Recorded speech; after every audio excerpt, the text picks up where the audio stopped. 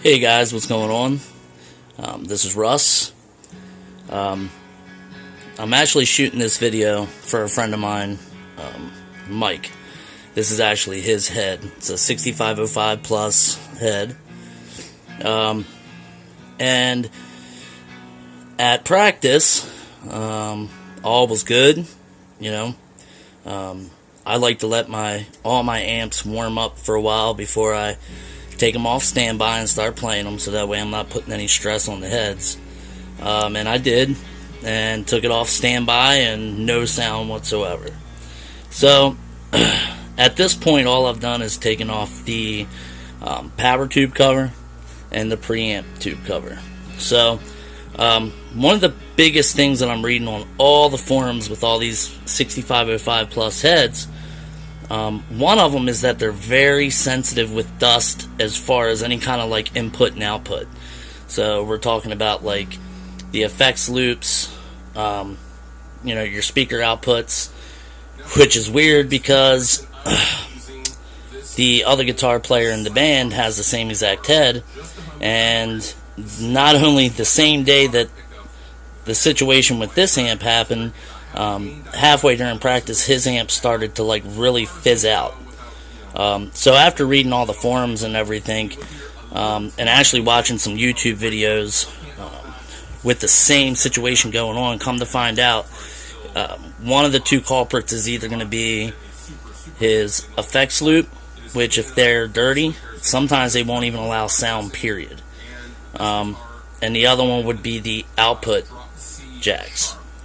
They get dusty and dirty, and they just need to be cleaned out pretty frequently. Not frequently as in every other practice, but you know, once a year you want to get some cotton swabs and clean them out, as well as spraying down, you know, a 1/4-inch jack and just working it in and out of the outputs. You do that with this stuff. Very, very good stuff. I've used this stuff for years. It's made by CRC, QD contact cleaner. It's like $8 a can. This is a pretty big can, so it'll last you a while. You don't need a lot.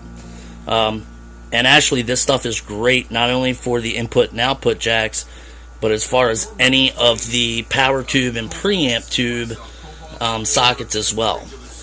If there's dirt anywhere in these pins, in the sockets themselves, that creates, you know, a barrier and everything else. Apparently, the situation is with any kind of input and output socket that Peavey would use, they would use this certain type of dielectric grease.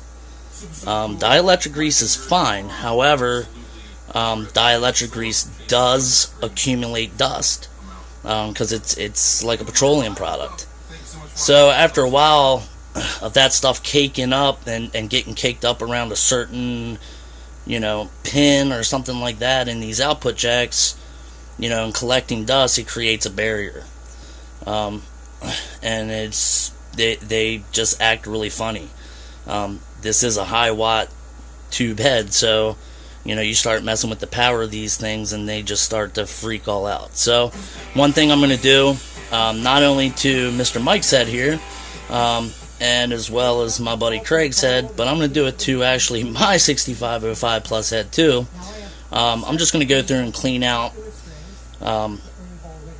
you know, all the tube sockets and all the input and output sockets, let it dry really, really good, which the CRC stuff is fast drying, so, you know, give it an hour, which is more than enough, but, you know, just to be on the safe side. And then we're going to rebias this thing and everything. However, for this tube amp, we had two things that went wrong with this.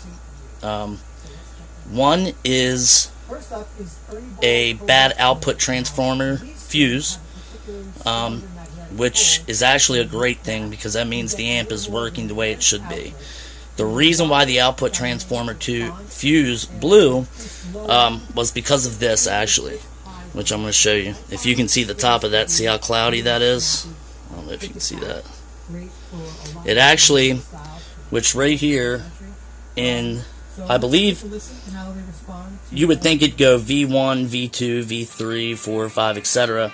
However, they're all mixed up. So V1, I believe, is the second one. That's going to be for your first gain stage.